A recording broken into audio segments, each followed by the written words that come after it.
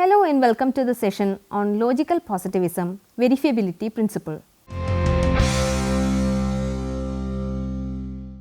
Logical positivism, as we have seen in the earlier units, is a movement in philosophy that took shape in Austria and Germany during 1920s.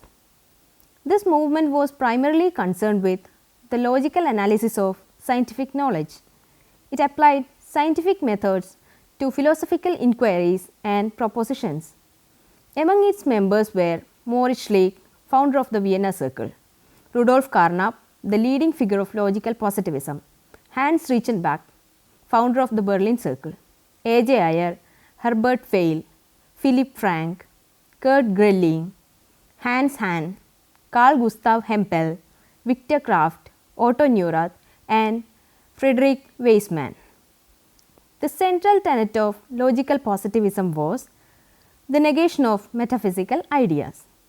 Logical positivism revived the scientific nature in philosophical enquiries. In this unit, we will look at the most important doctrine of logical positivism. It is called verifiability principle or the principle of verifiability. This unit will analyze the concept of verifiability principle, the major philosophers associated with it, development and ideas of verifiability principle, and the major criticisms raised against it. Logical positivism argued that a statement is meaningful only if it is either empirically verifiable or it should be tautological, that is, that its truth arises entirely from the meanings of its own terms.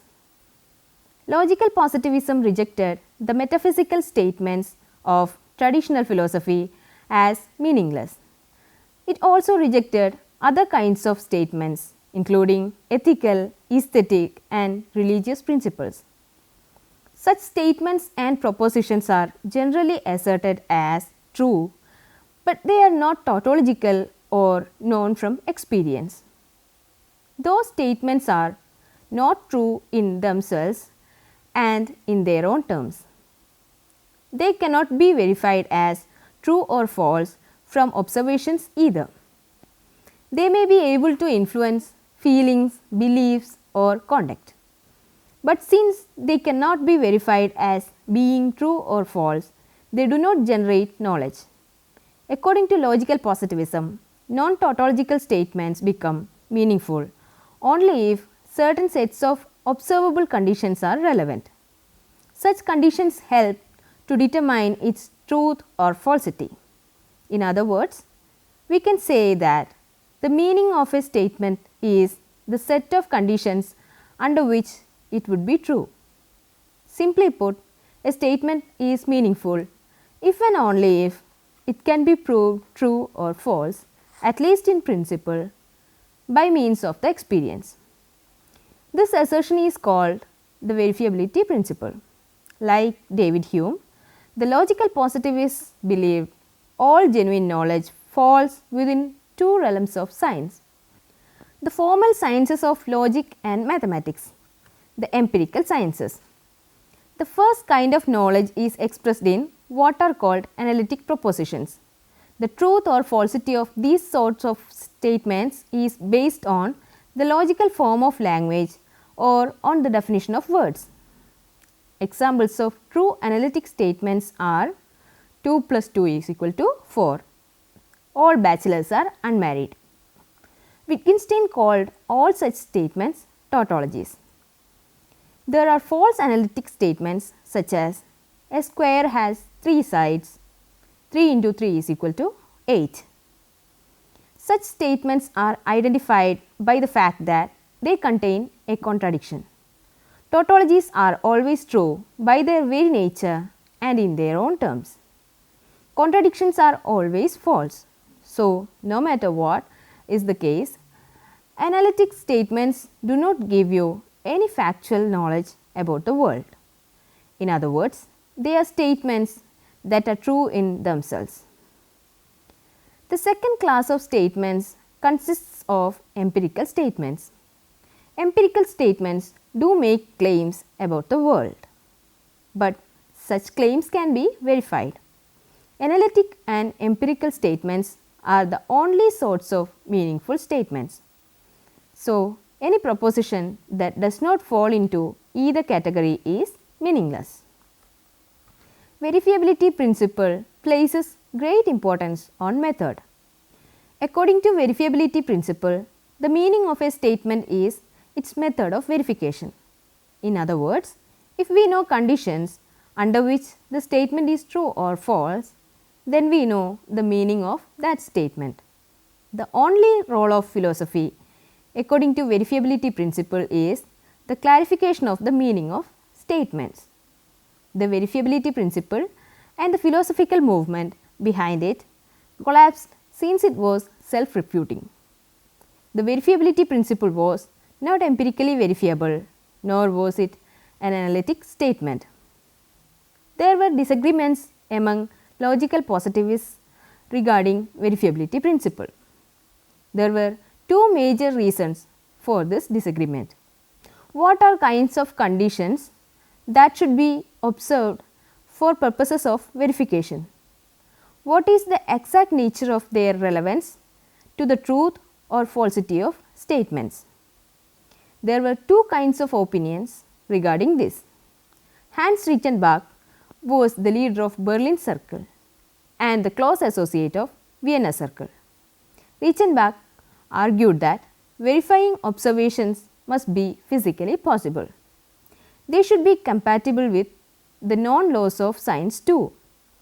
But members of Vienna Circle argued that such conditions need only be logically possible. They should also be conceivable in a non-contradictory way. Early exponents of logical positivism thought that observation reports provide a clear and certain foundation for knowledge. So, they believed that a statement should have some finite set of observation reports. But later, this view was abandoned. Later logical positivists argued that if a statement is supported by the relevant set of observations, then that is a good enough condition for verifiability. Development and influences of the verifiability principle. The origins of verifiability principle can be traced back to David Hume. He presented a view that is considered as the forerunner of the verification principle. He argued that all meaningful concepts are based on sense experience and basic relations among ideas. If a proposition could not be traced back to one or the other of these, then it was meaningless. In his work titled Enquiry Concerning Human Understanding, he has a very famous paragraph that resembles the logical positivist idea. He says that if we take a book from the library, we should ask ourselves whether that book contains any abstract reasoning concerning quantity or number. Then we should see whether that book has any experimental reasoning concerning matter of fact and existence. If that book does not contain any of these, then we should throw it to flames because it then can contain only illusion. Using the verifiability principle, logical positivists expanded the theory of language that Ludwig Wittgenstein had introduced in his Tractatus Logico-Philosophicus. The Tractatus contains the following propositions. The world is the totality of facts, not of things. What is the case a fact is the existence of states of affairs. In a proposition, a thought finds an expression that can be perceived by the senses. A proposition is a picture of reality. The simplest kind of proposition, an elementary proposition, asserts the existence of a state of affairs. If an elementary proposition is true, the state of affairs exists. If an elementary proposition is false, the state of affairs does not exist. The verifiability principle had an enormous influence when it was introduced. Those who propagated the verifiability principle expressed that statements of ethics, religion, aesthetics and metaphysics were literally meaningless. As a result of the verifiability principle, emotivism emerged as a theory of ethics. This was one of the most important consequences of the verification principle. Since statements of ethics are not verifiable, those statements must be literally meaningless. That means, ethics can then be only an expression of emotion. Thus, the claim X is ethically good can only mean I approve of X. The verifiability principle also argues that an empirical proposition means nothing outside of the set of observations which would establish its truth. For example, when someone says my house is red, it means that one can actually go and verify that the color of that house is red. That statement, my house is red, means nothing more than what can be observed and verified. Verifiability principle and A.J. Ayer. A.J. Ayer tried to develop the verifiability principle. In the first chapter of Language, Truth and Logic, Ayer develops the verifiability principle from these considerations about knowledge.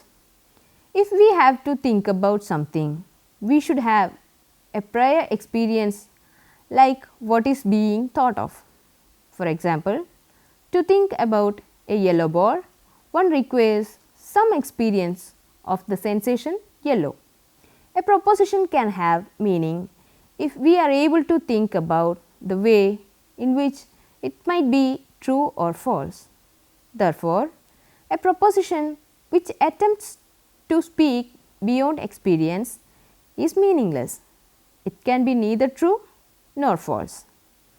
According to verifiability principle, there is milk in my fridge is a meaningful proposition. We could determine whether the statement is true or false. However, the proposition God exists is meaningless. Such a proposition cannot be subjected to an investigation to the senses. There is something called propositions that are verifiable in principle. We have to make a distinction between claims which have been verified and claims which can be verified in principle. A.J. Ayer made this distinction very clear with an example. He argued that there are propositions which we have not taken steps to verify. Many of these are propositions could be verified if we took enough trouble. His example was the following. There are mountains on the farther side of the moon. According to him, such a proposition is significant and meaningful. One might not have gone to the moon to decide the truth of this proposition by actual observation, but this is a theoretically possible and it is a conceivable observation to make, and therefore, the proposition is verifiable in principle if not in practice.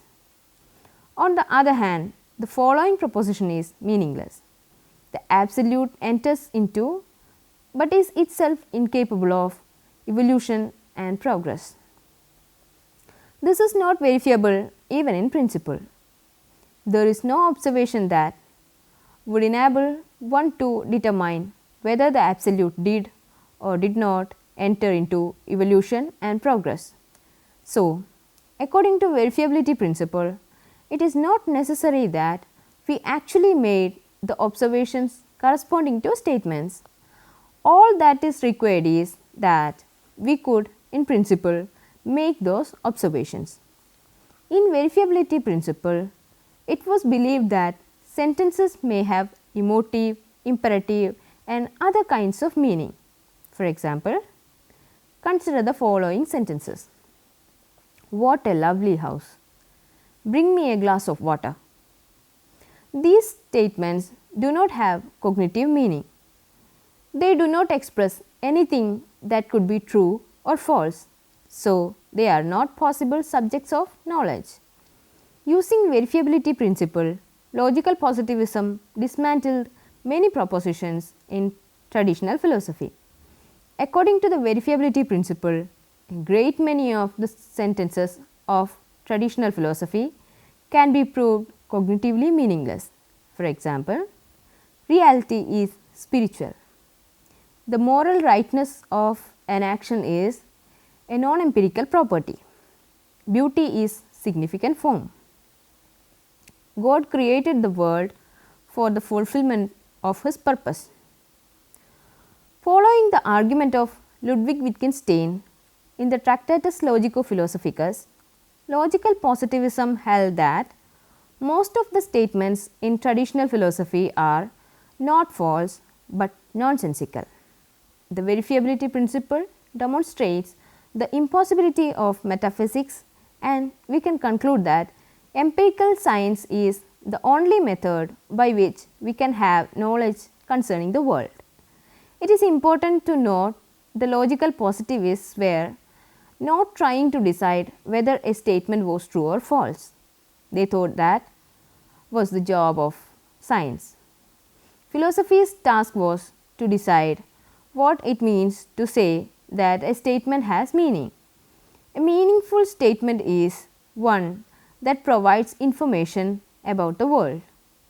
A.J. Ayer modified verifiability principle. Ayer's verifiability principle can be illustrated by the following examples. The cat is on the mat. The stock market crashed in October 1931. India won the Cricket World Cup in 2011. My soul will go to heaven or hell after stopping off in purgatory. Krishna is an avatar of Vishnu. If you are sitting in a room in which there is a cat on the mat, then the first statement is true. Even if there was no cat on the mat, the statement is not meaningless, only false. According to Ayer, some possible sense experience would make it true. The stock market crashed in October 1931 is false. The market crashed in 1929. But it too is not meaningless. India won the Cricket World Cup in 2011 is true since they satisfy the empirical demands of the verification principle. But statements 4 and 5 contain entities like soul, heaven, purgatory, Krishna and Vishnu. These entities are metaphysical and cannot be sensed. Thus, the statements are not true or false, but nonsense in a very literal way. We cannot even imagine the kinds of experiences that would verify such entities. Certain theological statements cannot be proven false. Similarly, statements such as all reality is material or all reality is immaterial are beyond the bounds of experience. Therefore, they are neither true nor false, but are pseudo propositions. Hence, we can say that there is God and there is no God are equally meaningless. There is no God is just as unverifiable and meaningless as the positive claim that there is. Metaphysical and theological statements express our feelings about the world. Even moral statements such as abortion is wrong are senseless since wrongness, unlike redness, cannot be sensed. According to positivists, when someone says you acted wrongly in stealing that money, this does not make a verifiable factual claim about stealing. Instead, when a person morally condemns an act of stealing, he is only expressing an emotion or attitude towards it. This thought was developed further in the emotivist philosophy of Charles Stevenson. According to Ayer, statements in which value terms like good, evil, right and just appear are not empirical statements. They do not describe the world. Claims containing value terms are not genuine propositions but pseudo propositions. Murder is morally bad may express several things, but none of those things is empirical. The bottle is green makes sense since you can verify that you see green. But can you see badness or goodness? If not, claims containing such terms are nonsense. Problems and criticisms. Verifiability principle had met with a number of criticisms too. The major criticism raised against the verifiability principle was that it is not an empirical proposition and it rests on its own terms. So, there can only be two possibilities. It is either meaningless or it can be tautologically true as an arbitrary definition of meaningfulness. Philosophers of logical positivism argued in favor of verifiability principle. One set of logical positivists argued that the principle is indeed a tautology, but it is not an arbitrary one and it reflects actual usage. Another set of philosophers argued that if we look at verifiability principle in strict terms, it is meaningless, but it should be taken as a recommendation for the conduct of scientific inquiry. The verifiability principle is, strictly speaking, self-refuting. Logical positivists did not recognize or realize the existence of this problem in the beginning.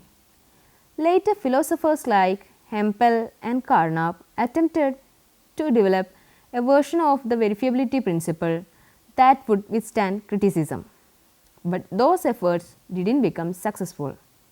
Eventually, verifiability principle became only a recommendation. It could not be proved or supported with either logic or good argument. With that, the verifiability principle collapsed. Since verifiability principle has self-contradictory nature, philosophers do not hold to it any longer. Karl Popper came up with an opposition to verifiability principle.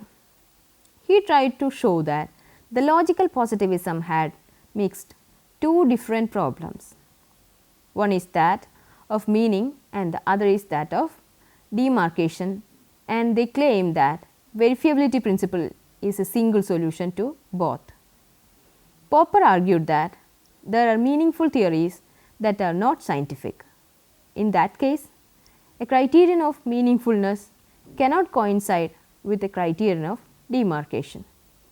As a solution to this problem, Popper came up with another principle called falsifiability.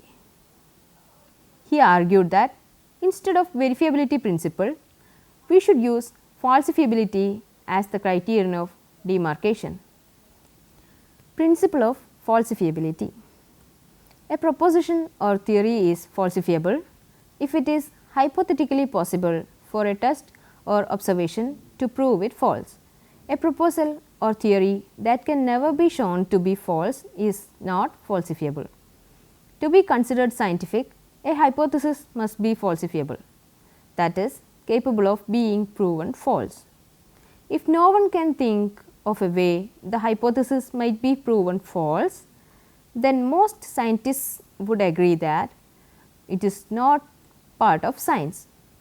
In its basic form, falsifiability is the belief any hypothesis must be disprovable before it can become accepted as a scientific hypothesis or theory. For example, if a scientist asks, "Does God exist?" then this can never be science because it is a theory that cannot be disproved.